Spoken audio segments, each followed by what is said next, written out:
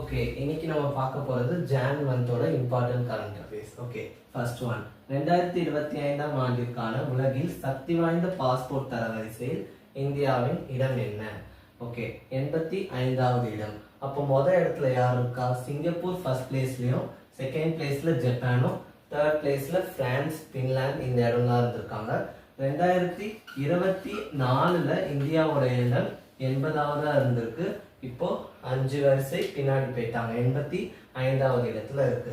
அடுத்து இஸ்ரேலின் 11வது தலைவராக நியமிக்கப்பட்டவர் நமக்கு வி நாராயணன். ஓகேவா, இது ஜான்வரி மந்தோடது. வி நாராயணன்றவர் இஸ்ரோவோட 11வது தலைவராக பொறுப்பேற்றிருக்காரு. இவர் நம்ம தமிழ்நாட்டை சேர்ந்தவர். இதுக்கு முன்னாடி கேரளாவை சேர்ந்த சோம்நாத்ன்றவர் தலைவராக இருந்திருக்காரு. அடுத்து வீரதீர செயல்களுக்கான அண்ணா பதக்கம் யாருக்கு வழங்கப்பட்டது? கா வெற்றிவேல். இவர் ஒரு தீயணைப்பு வீரர். இந்த வீரதீர செயலுக்கான அவார்டு எங்க கொடுப்பாங்கன்னா நம்ம குடியரசு தின விழால முதல்வர் கையால கொடுப்பாங்க. முதல்வர் ஸ்டாலின் இந்த வாட்டி கா வெற்றிவேல் அவர்களுக்கு கொடுத்திருக்காங்க. இவர் ஒரு தீயணைப்பு வீரர்.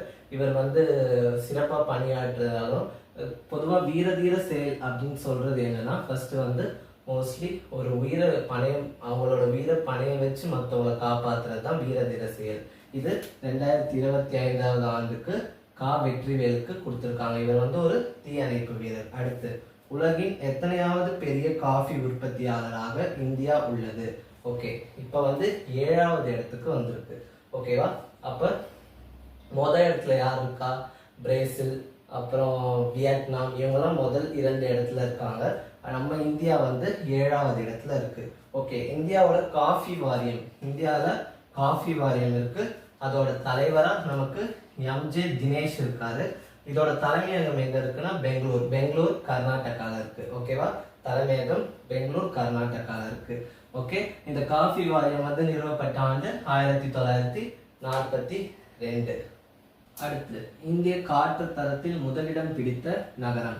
ஓகே, திருநெல்வேலி. இப்ப என்ன பண்ணிருக்காங்க, இந்திய மாசு கட்டுப்பாடு வாரியம் இருக்குல்ல நமக்கு, அவங்க ஒரு சர்வே எடுத்திருக்காங்க. ஓகே, காற்று தரத்துல முதலாவதா இருக்க நகரம் திருநெல்வேலி. தூய்மையான காற்று தரத்துல முதலாவதாக இருக்கிறது நமக்கு இருக்குது திருநெல்வேலி.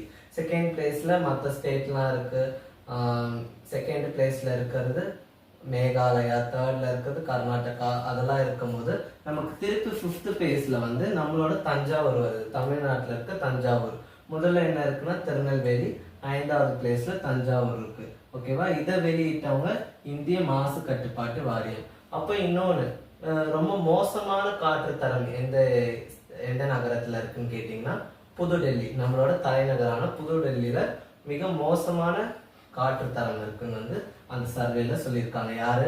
இந்திய மாசு கட்டுப்பாடு வாரியம். அடுத்து தியான்சந்த் கேல் ரத்னா விருது யாருக்கு வழங்கப்பட்டுள்ளது?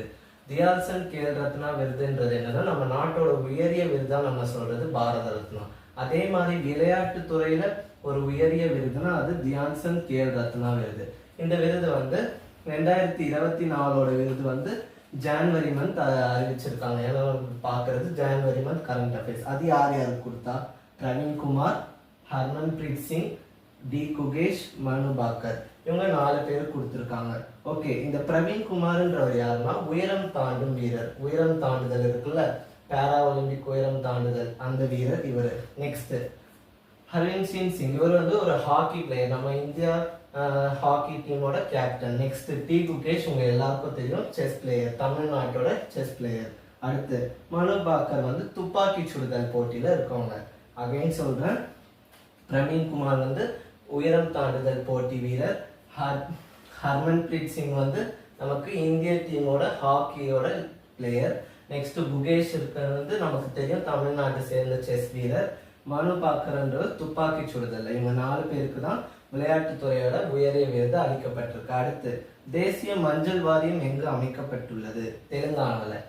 தேசிய மஞ்சள் வாரியம் இப்ப அமைக்கிறதுக்கான அவசியம் என்ன அப்படின்னு இப்ப இந்த இடத்துல பார்த்தோம்னா, ஏன் மஞ்சள் வாரியம் அமைச்சிருக்காங்கன்னு பாத்தீங்கன்னா, இந்தியா மஞ்சள் உற்பத்தியிலேயே 62%, அதாவது இந்த மஞ்சள் உற்பத்தியில 62% இந்தியா மஞ்சள் உற்பத்தி பண்ணுது. அப்ப இந்த மென்மேலும் முதல் இடத்துல இருக்கு. மஞ்சள் உற்பத்தி ஏற்றுமதியில இந்தியா உலகத்திலேயே முதல் இடத்துலயும் இருக்கு. 62% உற்பத்தி பண்ணது, நிறைய ஏற்றுமதி பண்ணது. அப்ப இதுக்கான ஒரு ஊக்குவிக்கிறதுக்காக மஞ்சள் வாரியம் வந்து தெலுங்கானால அமைச்சிருக்காங்க. ஓகேவா?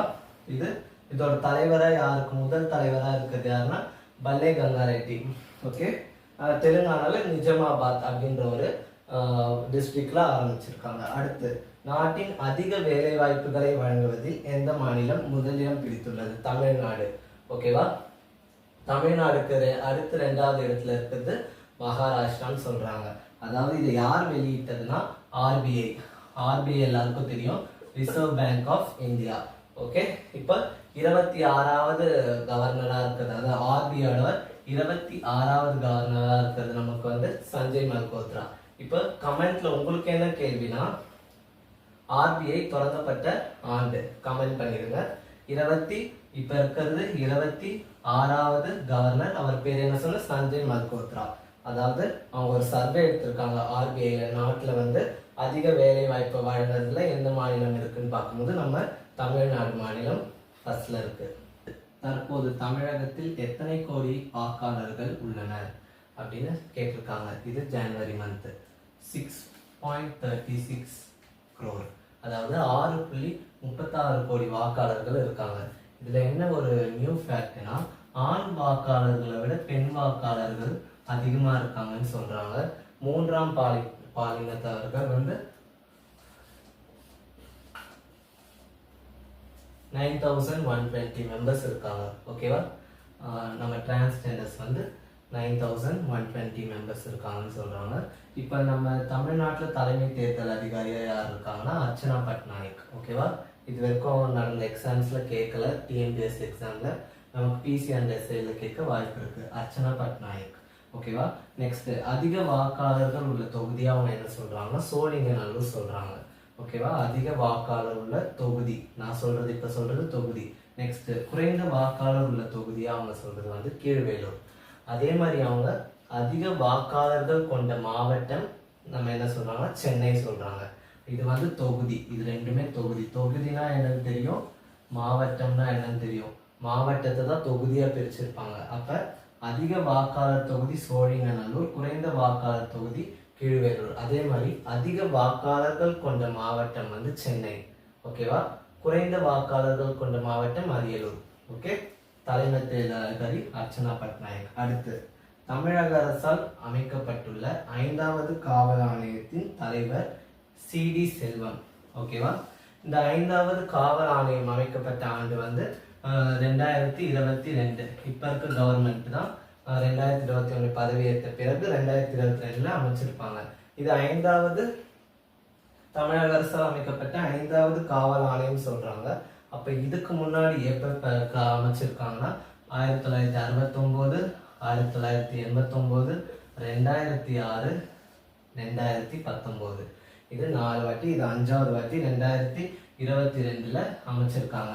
ஓகே, இதை இப்ப எதுக்கு நம்ம பாக்குறோம்னா, இவங்க வந்து இவங்களோட ரிப்போர்ட்டை வந்து ஜான்வரியில சப்மிட் பண்ணியிருக்காங்க. அதாவது இது எதுக்கு காவல் ஆணையம் அப்படின்னா என்ன, இது அமைக்கிறதுக்கான நோக்கம் என்னன்னா, இந்த காவல் ஆணையம் மக்களுக்கும் காவலர்களுக்கும் உள்ள தொடர்பு எப்படி இருக்கு, காவலர்கள் நமக்காக நிறைய பாடுபடுறாங்க, அவங்களோட வாழ்க்கை மேம்பாடு எப்படி பண்ணலாம், அந்த மாதிரி சஜஷன் சொல்லக்கூடியது தான் இந்த காவல் ஆணையம். ஓகேவா? சிடி செல்வம் பிசி அண்ட் எஸ்ஐல கண்டிப்பா கேட்கக்கூடிய ஒரு கேள்வியா இருக்கலாம். ஓகேவா?